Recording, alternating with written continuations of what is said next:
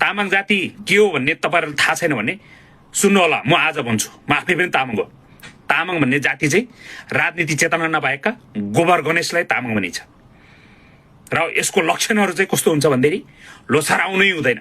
लोसारमा नयाँ नयाँ कपडा लाउने, टोपी लाउने, जहाँ गीत बज्छ त्यहाँनिर गएर फिनफिन नाच्ने अनि बीच बीचमा गीत पनि गाउने गरेको छु।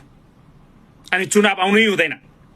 एक बोतल रक्सी, मासु भात र पेट्रोलमा बिग्नेलाई तामाङ जाति भनिन्छ। राजनीति चेतना एउटा पनि नभएका जातिले तामाङ जाति भनिन्छ। लुरु लुरु लुरु लुरु अर्का पुसर भएर हिँड्नेलाई तामाङ जाति भनिन्छ। हो वरिपत फिर भन्दाखेरि फिनेक्कै घुम्ने जातिलाई तामाङ जाति भनिन्छ। देखेको छु, हेरेको छु के रहेछ भन्ने तामाङ जाति। आज छर्लङ्ग पनि भए। विगत केही वर्षदेखि नजिकैबाट पनि हेरिरहेको छु। नेपाल तामाङ गेदुङले बुझाउन सकेको छैन। म बुझाउँछु तामाङ जाति के हो भनेर।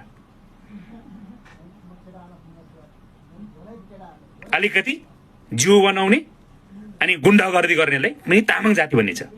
राजनीतिको चेतना भनेको चाहिँ एक सुको पनि नभने।